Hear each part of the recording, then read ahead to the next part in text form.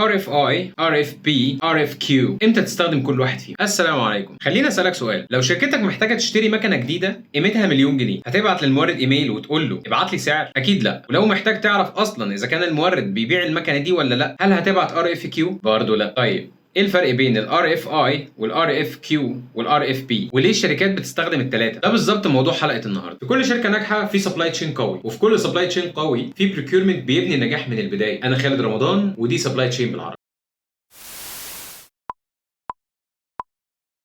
عايزين نعمل مراجعه سريعه. في الحلقه اللي فاتت وصلنا لمرحله مهمه جدا وعملنا اللونج ليست، وبعدين بدانا نعمل السبلاير بري كواليفيكيشن لحد ما وصلنا للشورت ليست وهي 3 أو 4 موردين مناسبين. دلوقتي احنا جاهزين ان احنا نتواصل معاهم، لكن هنبعت ايه وازاي؟ اول طريقه معانا هي ال RFI Request for Information، وده ابسط واحد، وده زي ما اسمه بيقول طلب معلومات. يعني انا لسه مش بطلب سعر ولسه مش بطلب عرض فني، انا بس عايز اعرف المورد اكتر. تعالوا ناخد مع بعض مثال.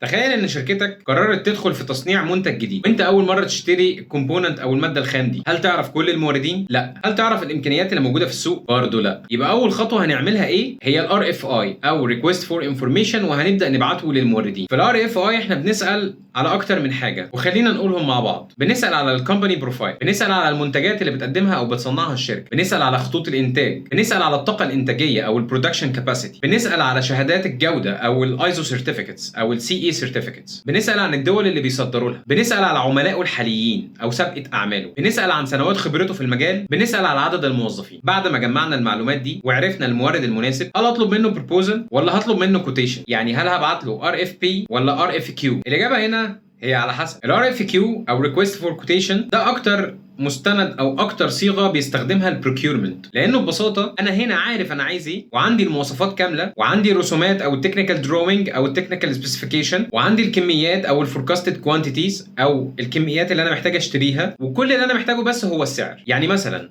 لو شركتك محتاجه 1000 كرتونه ومواصفاتهم معروفين يبقى هتبعت RFQ. ال RFQ بيحتوي على ايه؟ بارت نمبر او كود المنتج، ديسكريبشن او وصف المنتج، سبيسيفيكيشن او دروينج، انيوال يوسج او الاستخدام السنوي، كوانتيتي او الكميه، الانكو تيرمز اللي هنستخدمها ايه لو هو مش مورد محلي، البيمنت تيرمز هتبقى ايه، هل هندفع له ادفانس، هل هندفع له اجل او نت 30 days او 60 days او نت 30 يوم او 60 يوم، الدليفري لوكيشن هيبقى فين، هل هناخد الشحنه دي من عنده ولا هو اللي هيوصلها لنا، واخر حاجه هي ريكوايرد ليد تايم، وده هو اطول فتره انا ممكن استناها لحد ما استلم الاوردر. طيب لو المشروع كبير والمورد محتاج يقدم حل كامل مش مجرد سعر، بروبوزل كامل، نعمل ايه؟ ساعتها هنعمل RFP او Request for Proposal، وده بيستخدم في المشاريع الكبيره. زي مثلا لو احنا عايزين نشتري ERP سيستم، او عايزين نشتري اوتوميشن لاين، او عايزين نشتري وير هاوس سوليوشن، او هنشتري مشروع كامل او مصنع كامل. هنا انا مش بقول للمورد ابعت لي سعر، انا هنا بقول للمورد قول لي انت هتحل المشكله دي ازاي. فهو بيقدم بروبوزل كامل او مقترح كامل، ممكن يشمل على ايه؟ تكنيكال سوليوشن، امبلمنتيشن بلان، تايم لاين، بروجكت تيم، وارنتي او ضمان، تريننج، كوميرشال اوفر، وريسك اسسمنت. يعني حرفيا هو بيقدم كل حاجه تخص المشروع ده. طيب دلوقتي الموردين بعتوا ردود، كل واحد بعت كوتيشن او بروبوزل.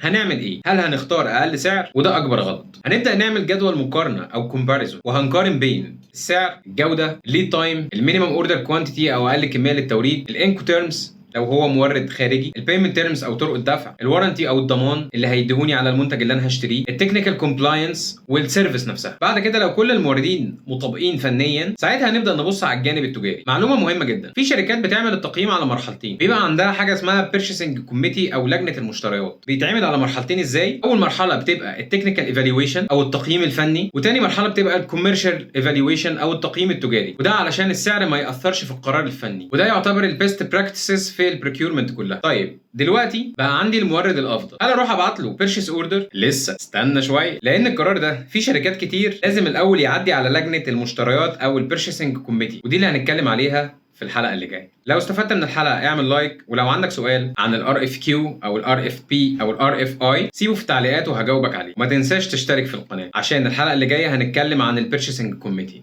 وازاي الشركات بتاخد قرار اختيار المورد ده بطريقه احترافيه جدا. شكرا لحضراتكم واشوفكم في الفيديو اللي جاي.